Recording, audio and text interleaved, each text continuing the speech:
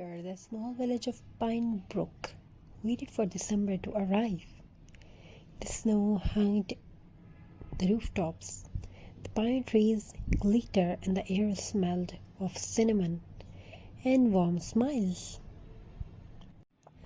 But among all the festive homes, there stood one tiny wooden house at the edge of the forest, quite lonely and covered in dust. People called it the silent house.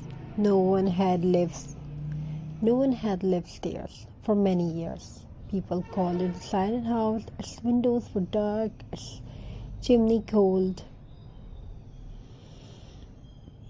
and its little garden was filled with dry leaves. Children often peeked through its old fence but quickly ran back, wondering why Xmas lights never shone there. But this year something magical was about to happen. Lucy, a gentle 11-year-old girl with big curious eyes, had recently moved to Pinebrook with her mother. She loved Xmas, every light, every song, every handmade craft. One evening, while collecting pinecones for decoration, Lucy noticed the silent house. Why doesn't this house celebrate Xmas?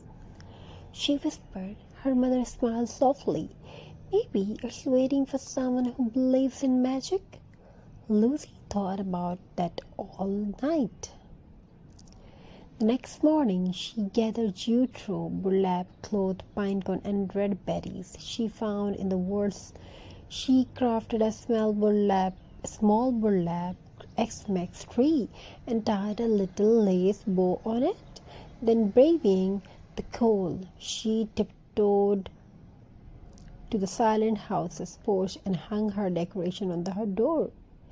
The house, still and forgotten, seemed to sigh gently, as if thanking her. The next day, Lucy brought another handmade ornament, a mini star wrapped in jute rope. She placed it beside the first decoration. That night, something unbelievable happened.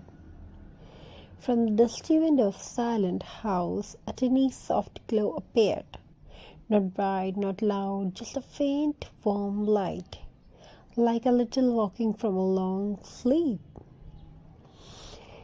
Lucy ran to her mother's room. Mom, the house is not silent anymore. Her mother looked outside and smiled. Maybe kindness lights things we think are broken. The following evening, a heavy snowstorm swept across. Pinecone trees shook, lights flickered, and the village seemed to freeze in fear. Lucy worried about the silent house. Will it lose its glow again? She asked. But when she looked from her window, she gasped. Through the thick curtain of snow, the silent house's window shone brighter, like a beacon in the storm. The villagers noticed too. Who fixed that light? They wondered who brought this Xmas spirit to the forgotten home.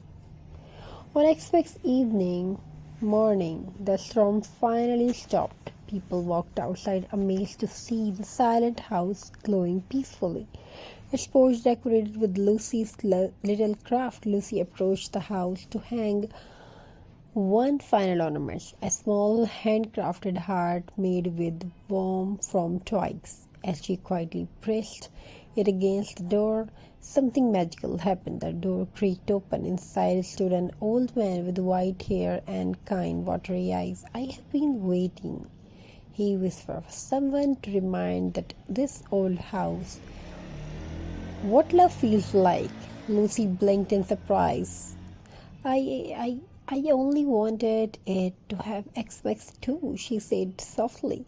The old man smiled. Your decoration did not just warm this house, they warmed my heart. I have not celebrated Xmas since my wife passed, but your little craft brought my memories back. Lucy reached out and squeezed his hand. You don't have to celebrate alone anymore. That evening, the villagers gathered at the silent house for the first time in years. They hung pinecone, burlap stars, jute ornaments, every craft glowing under the warm light. The old man lit a lantern and placed it by the window. The light, he said, will shine every Xmas to remind us that evening the smallest act of kindness can bring life back to forgotten places. Lucy smiled proudly. Her tiny decorations has created a Xmas miracle. As the snowflakes fell gently on Pine Brook, the silent house no longer stood lonely. It shone brighter than any home in the village, and everyone knew Xmas is not big gift or fancy lights. It's not about big gifts, expensive decoration, or fancy lights. It's about the warmth we share, the memories we make, and the love we bring to hearts that have gone quiet. In the cozy town of Winter Hollow lived a young boy named Noah who loved crafting more than anything. He used jute, rope, twigs, old cloth, pine cone, anything he could find to create little wonders. But this Xmas felt different. Noah's father was away working in another city. Will Dad come home this Xmas?